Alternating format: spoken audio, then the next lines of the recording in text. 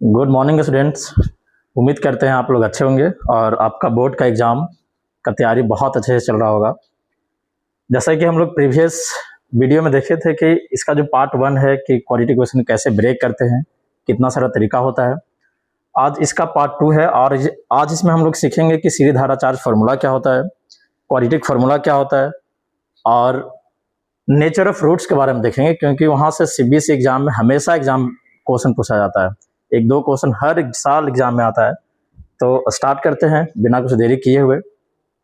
देखिए, जैसे कि बोर्ड पे लिखा हुआ है, consider the quadratic equation x square plus B x plus c equal to 0 where a b c are real number and a does not equal to 0। इसमें हम लोग क्या करेंगे, तो सबसे पहले हम सीखेंगे कि कैसे क्वाड्रेटिक फार्मूला निकालते हैं, क्योंकि इसका प्रूफ बुक में दिया हुआ है और बहुत सारे टीचर बताते नहीं है। लेकिन हम लोग जो सीखेंगे कैसे इसको प्रूफ करना होता है। जैसे हम लोग पढ़ते हैं ना कि अल्फा और बीटा जो होता है वो minus B plus minus b square minus 4ac upon 2a होता है, लेकिन कैसे होता है ये हम लोग देखते हैं। देखिए,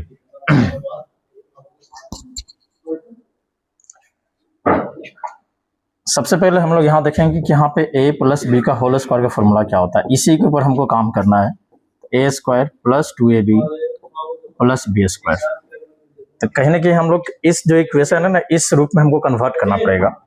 इसके लिए सबसे पहले देखते हैं कि यहाँ पे अगर देखें तो a स्क्वायर का कोफिशिएंट कुछ भी नहीं है और यहाँ पे x स्क्वायर का कोफिशिएंट जो है मेरे पास a है, तो a को मुझे क्या करना पड़ेगा, हटाना पड़ेगा। तो ये कैसे हटाएंगे, दोनों साइड आप a से डिवाइड कर दीजिए, ये हो जाएगा ax square plus B x plus c equal to 0। इधर भी a से हम डिवाइड किए और इधर भी हम a से डिवाइड किए।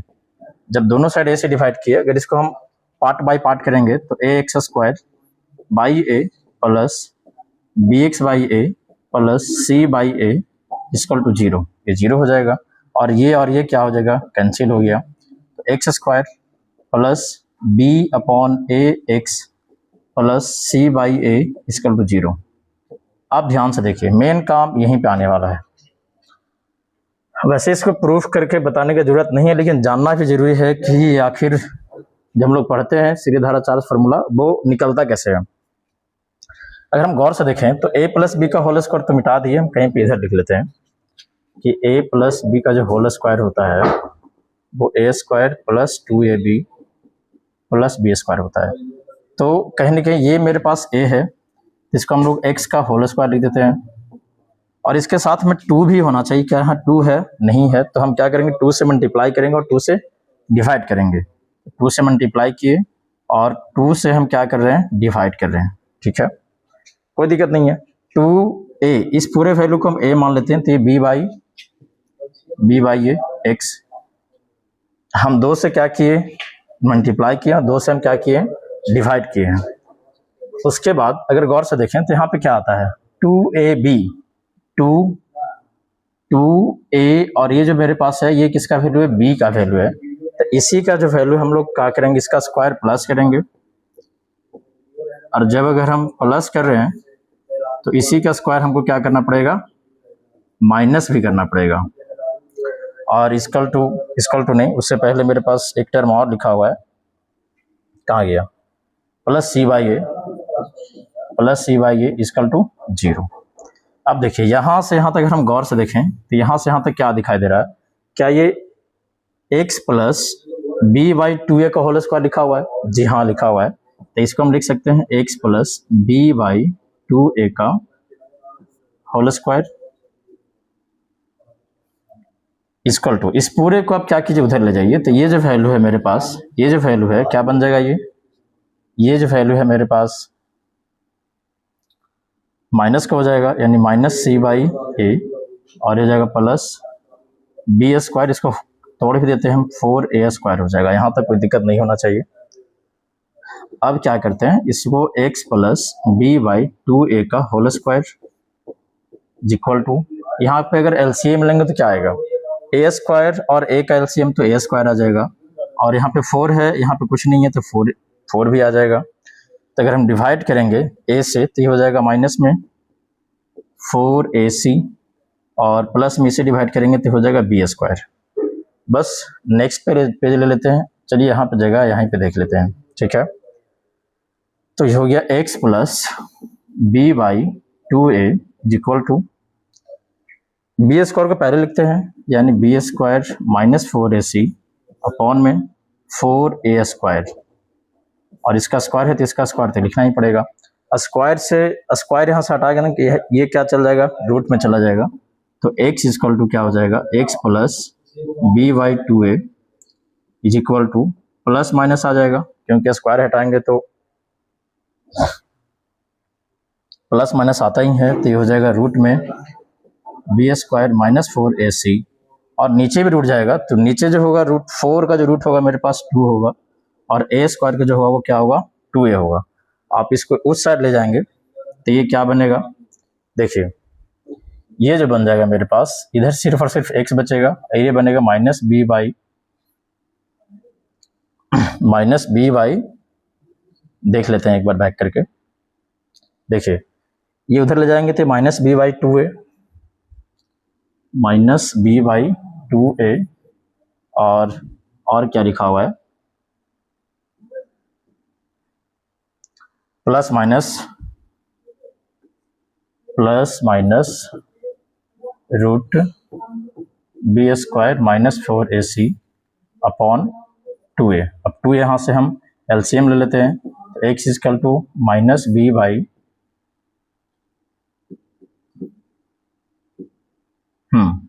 2a ले लेते हैं यहाँ पे एलसीएम, तो एलसीएम सेम है, तो minus B plus minus root b square minus 4ac, ये हम लोग को पढ़ना होता है। यही हमारे पास क्या है, सीधी धारा चार्ज फार्मूला या फिर क्वाड्रेटिक फार्मूला। अब इसमें जो ये वाला पार्ट है ना, ये सबसे इंपॉर्टेंट है। ये जो पार्ट है मेरे पास बी स्क्वायर माइनस 4ac, ये सबसे इंपॉर्टेंट इसलिए है कि इसको हम एक नाम दे देते हैं, क्योंकि बार बार इतना बड़ा मुझे लिखना नहीं पड़े, इसलिए इसको हम क्या बोलते हैं, कैपिटल डी से डिनोट करते हैं। कैपिटल डी का मतलब होता है डिस्क्रिमिनेंट, ठीक है। तो अब हम चलते हैं नेचर ऑफ रूट्स, जो सबसे ज्यादा इंपॉर्टेंट है इस क्लास का या फिर इस चैप्टर का सबसे इंपॉर्टेंट पार्ट मेरे पास यही है। अब हम लोग देखते हैं कि nature of roots, nature of सबसे इंपॉर्टेंट है, क्योंकि हमको जो सीबीएसई में क्वेश्चन पूछा जाता है यहीं से पूछा जाता है। देखिए क्या लिखा हुआ है, ये मेरे पास है क्वाड्रेटिक इक्वेशन है, और इसका जो 2 रूट है मेरे पास, एक तो अल्फा होगा minus B plus root D by 2a, और एक जो होगा मेरे पास minus B plus root D by 2a। ये कुछ नहीं किए हम लोग हैं, यहाँ पे जो बी स्क्वायर माइनस 4ac है, इसका जो वैल्यू है हम लोग डी रखे यहाँ पे, ठीक है। तो 2 रूट्स निकल के आ जाएगा। तो पहला केस मेरे पास क्या लिखा हुआ है कि अगर मेरे पास डी जो है डिस्क्रिमिनेंट जो है 0 से बड़ा है, अगर डी का जो वैल्यू है 0 से बड़ा है, उसका जो दोनों रूट होगा वो रियल होगा और डिस्क्रिमिनेंट मतलब होता है कि अलग होगा, रियल होगा और क्या होगा, अलग होगा। 2 रूट आज गिवन बाय, एक तो ये होगा और एक ये होगा, ठीक है। ये भी इंपॉर्टेंट है, इसका हम स्टार हम लगा देते हैं कि जब डी का वैल्यू अगर 0 हो जाता है, तो यहाँ पे याद रखना है कि दोनों जो इसका जो रूट्स होगा वो रियल होगा और इक्वल होगा। यानी क्वेश्चन में बोल देगा कि रूट्स जो है वो इक्वल है, तो हम लोग कुछ नहीं करेंगे, आंख बंद करेंगे और बी स्क्वायर माइनस 4ac का वैल्यू क्या ले लेंगे, हम लोग 0 ले लेंगे। तो सेकेंड केस बहुत इंपॉर्टेंट है कि जब डी का वैल्यू डिस्क्रिमिनेंट 0 होता है, तो इसका जो रूट्स होता है वो रियल होता है और दोनों क्या होता है, इक्वल होता है। और ये माइनस बी बाई 2 लिखा हुआ है।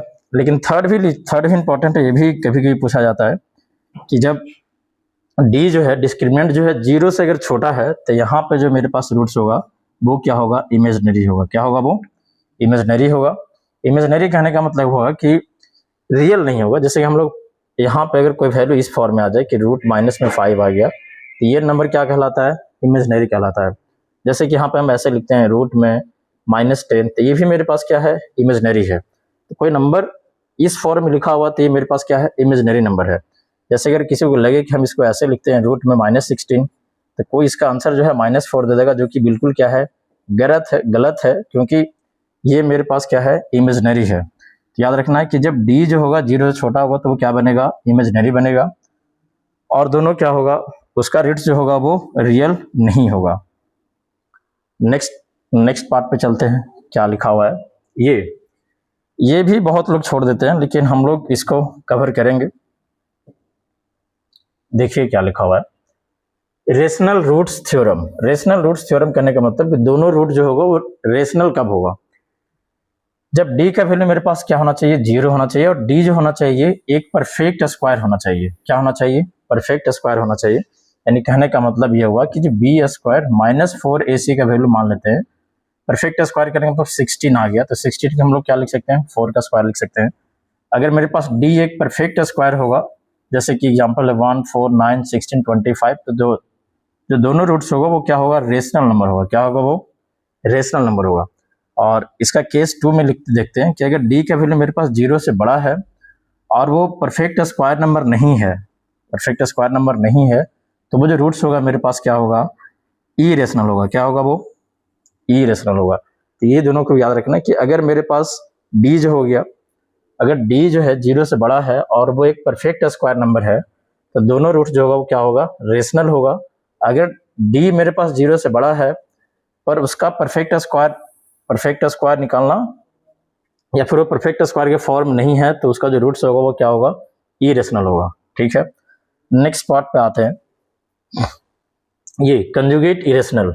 कंजुगेट इरेशनल क्या होता है कि ये जो है, ये तो स्टार मार्क इसलिए कर रहे हैं कि अगर आप तो 2023 का सीबीएसई का पेपर देखिएगा तो वहां पे असर्शन रीजन में एक क्वेश्चन आया था कि अगर एक क्वाड्रेटिक इक्वेशन का एक रूट जो है p प्लस रूट क्यू है, तो अगला रूट जो होगा हमेशा p माइनस रूट क्यू होगा।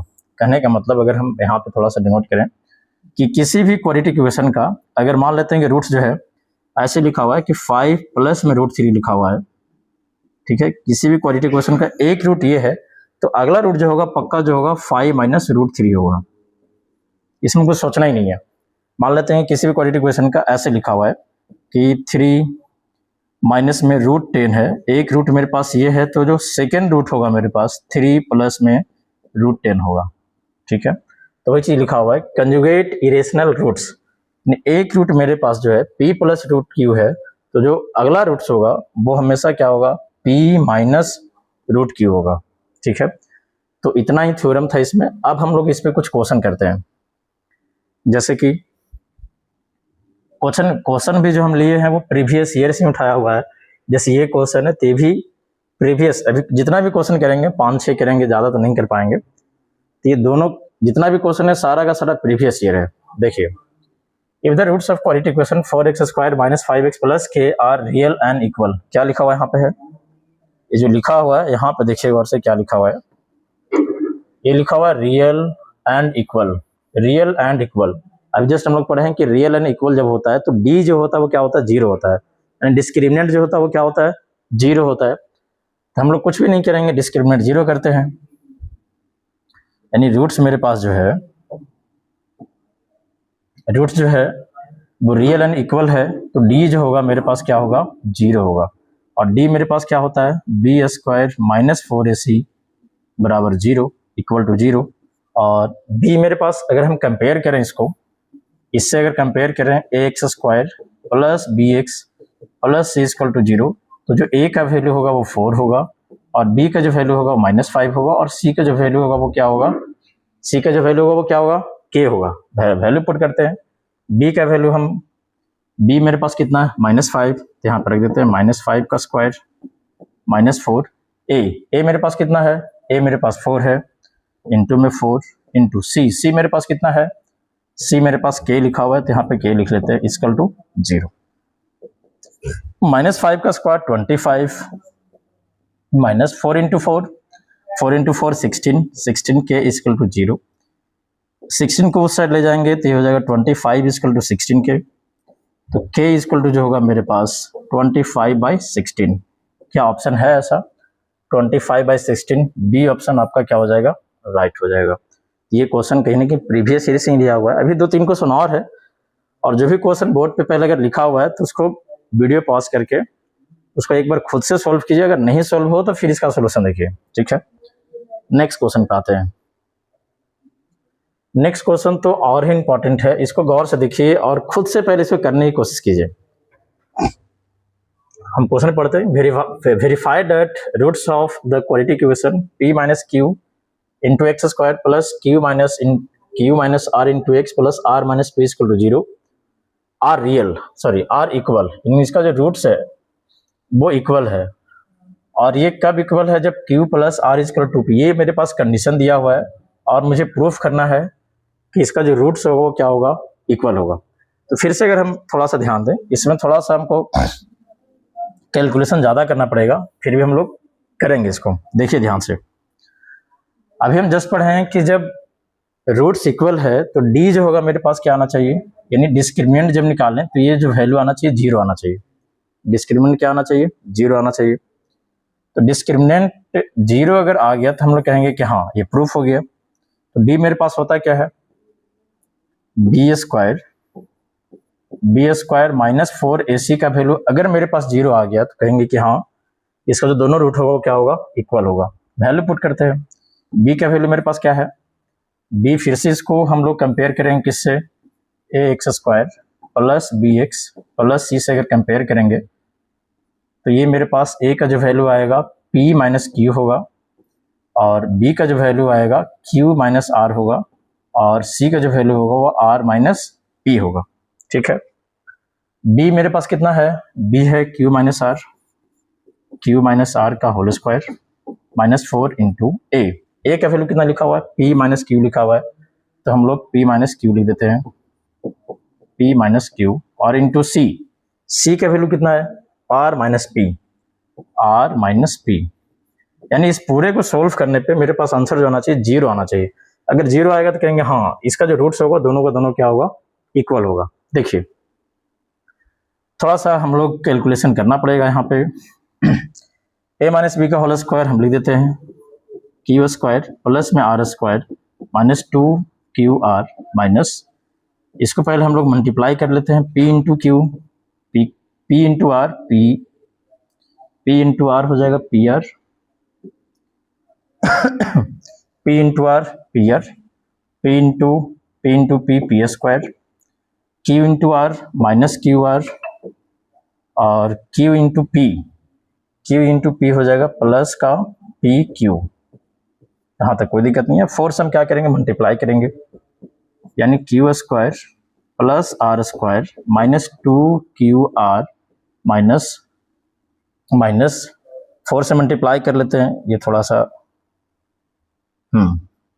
ये हो जाएगा मेरे पास 4PR, माइनस से मल्टीप्लाई करेंगे तो माइनस इंटू माइनस से प्लस हो जाएगा 4p स्क्वायर, यहाँ भी माइनस इंटू माइनस क्या हो जाएगा? प्लस 4QR, और minus into plus minus 4PQ। उम्मीद करते हैं यहाँ तक समझ में आया होगा। आगे देखते हैं, अगर हम इसको q square plus r square, और यहाँ पे मेरे पास 4QR है, 4QR यहाँ पे है और 2QR यहाँ पे है, अगर 4QR में से 2QR माइनस करेंगे तो क्या बचेगा? 2QR बचेगा, यानी q square plus r square plus में 2QR, बाकी जो बचा उसको हम लिख लेते हैं। क्या बच गया? ये बच गया और ये बच गया है, यानी प्लस में 4p स्क्वायर माइनस में 4PR माइनस में 4PQ। ठीक है। अगर हम यहाँ से यहाँ तक देखें गौर से तो ये क्या लिखा हुआ है? गौर से देखिए, ये जो लिखा हुआ है ना q प्लस r का होल स्क्वायर लिखा हुआ है, तो यहाँ पे हम क्या लिख सकते हैं? q प्लस में r का होल स्क्वायर, जी हाँ लिख सकते हैं। यहाँ पे क्या कुछ कॉमन है? देखिए गौर से, यहाँ पे कुछ ना कुछ कॉमन होगा। यहाँ पे 4p मेरे पास कॉमन दिख रहा है, तो हम क्या करते हैं? 4p माइनस का कॉमन ले लेते हैं, प्लस में 4p स्क्वायर तो ऐसे ही रहेगा, और माइनस में 4p जब कॉमन लेंगे यहाँ क्या बचेगा? r प्लस में q बचेगा। ठीक है। आप इधर देख लेते हैं, हम लोग हैं q प्लस r, और q प्लस r का वैल्यू मेरे पास यहाँ पे लिखा हुआ है। अगर गौर से देखिए तो q प्लस r का जो वैल्यू वो 2p पहले से दिया हो, तो जहां जहां q प्लस r लिखा हो वहां पे क्या रखेंगे हम? अरे क्या रखेंगे हम? 2p रखेंगे, तो रख देते हैं। q प्लस r का वैल्यू क्या रख रहे हैं? 2p, तो हो गया 2p का स्क्वायर। ठीक है।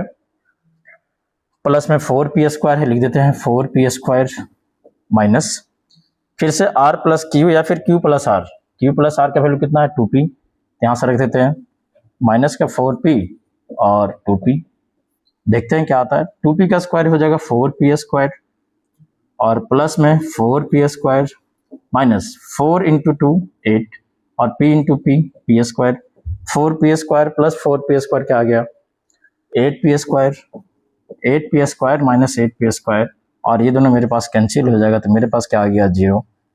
यानी जब हम d निकाले तो d मेरे पास कितना आ गया 0। तो हम लोग ये कह सकते हैं कि हाँ इसका जो दोनों रूट्स होगा वो क्या होगा इक्वल होगा। तो ये क्वेश्चन जो है CBSE 2024 का लिया हुआ है, तो आप इसको देखिएगा। एक दो क्वेश्चन और है उसको भी देख लेते हैं। ये तो बहुत ही आसान क्वेश्चन है, तो ये क्वेश्चन आपको हम होमवर्क के लिए छोड़ दे रहे हैं, क्योंकि ये भी जो है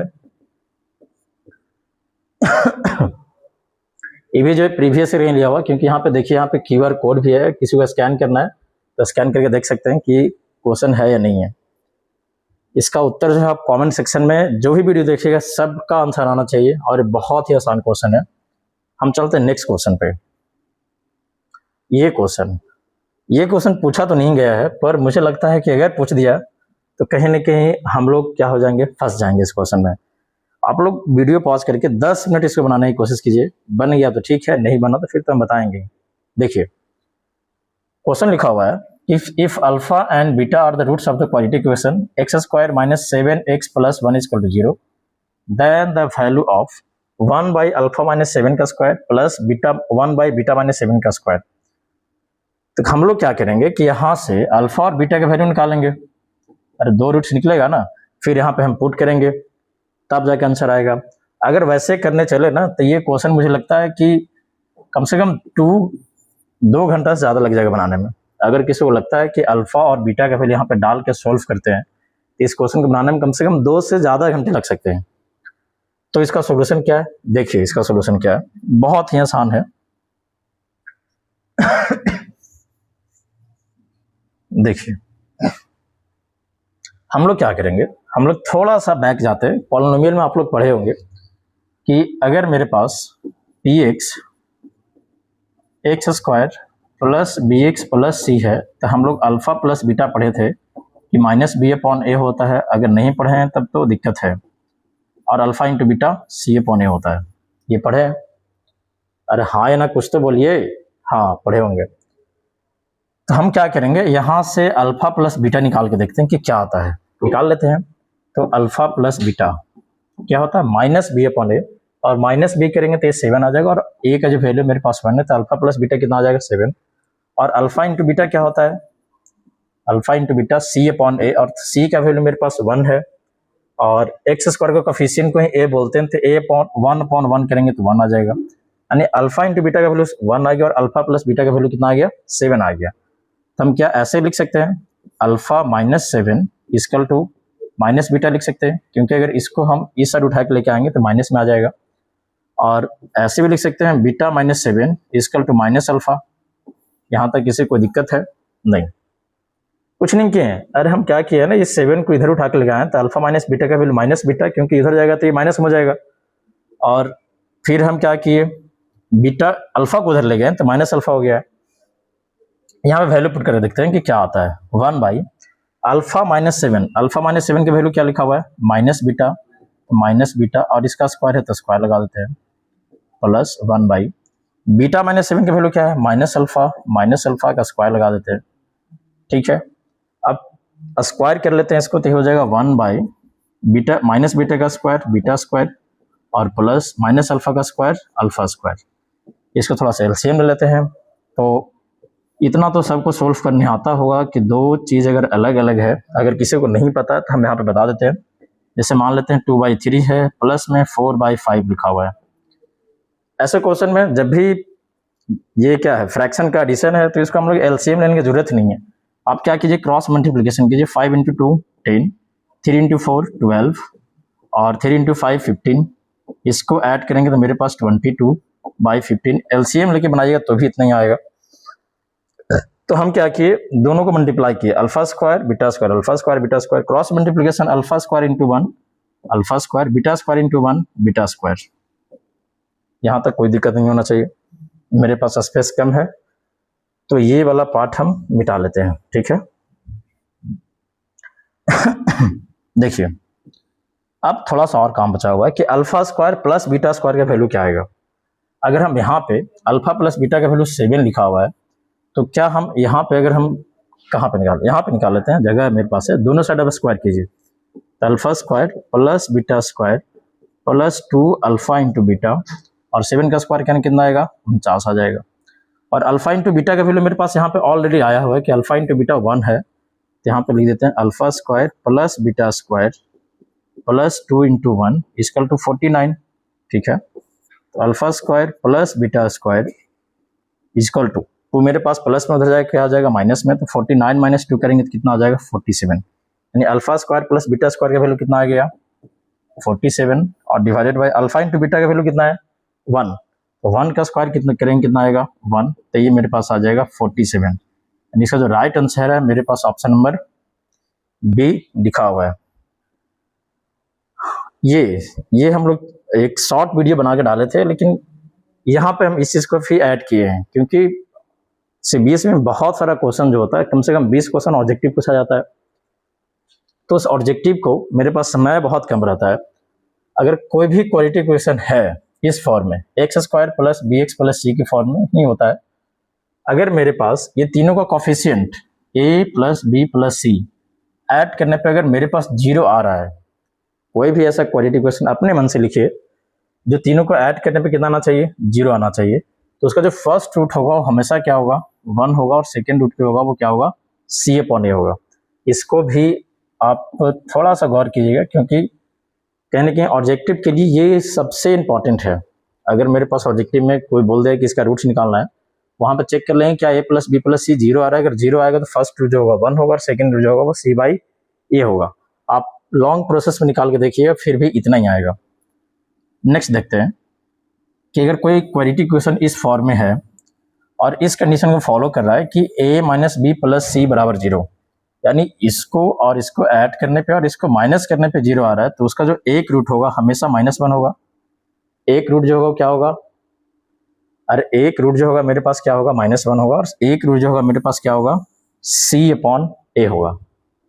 ठीक है, तो उम्मीद करते हैं कि यहाँ तक समझ में आया होगा। और एक क्वेश्चन हम छोड़ दिए आप लोग के लिए, तो उसको आप बनाइएगा और उसको उत्तर कहाँ देना है कमेंट सेक्शन में। ठीक है, बाकी सबको थैंक यू।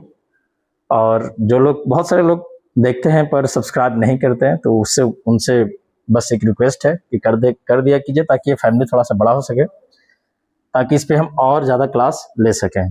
ठीक है, तो सबसे पहला काम आपको क्या करना है कि जो भी यहाँ पे हम बोर्ड पे लिखवाएं, वीडियो पॉज करके उसका एक नोट्स बनाइए, और जब नोट्स बन जाए तो जब एग्ज़ाम का समय आएगा तो वीडियो को देखना नहीं है, अपना कॉपी को उठाना और फिर उसी से रिवाइज करना है। ठीक है, बाकी मिलते हैं फिर। ये चैप्टर तो ऑलमोस्ट कंप्लीट हो गया, पर इसमें क्वेश्चन बहुत ज़्यादा है, तो हम चाहते हैं कि जो भी क्वेश्चन आप लोगों का डाउट है वो कमेंट सेक्शन में लिखिए, ताकि हम नेक्स्ट क्लास में उस पर एक क्लास ले लें। लास्ट में इतना ही कहना चाहेंगे कि मेरा वक्त देखकर साथ छोड़ रहे हैं लोग, लेकिन इतना याद रखना ये अंत नहीं प्रारंभ है। इसी शब्दों के साथ आज क्लास एंड करते हैं, और फिर नेक्स्ट क्लास में मिलते हैं न्यू क्वेश्चन के साथ। और इस बार जो प्रीवियस ईयर क्वेश्चन है 2024, 2025 और 2024 और 26, जितना भी क्वेश्चन क्वालिटी क्वेश्चन से पूछा हुआ है सारे को हम लोग यहाँ पे सॉल्व करेंगे। तब तक थैंक यू, धन्यवाद।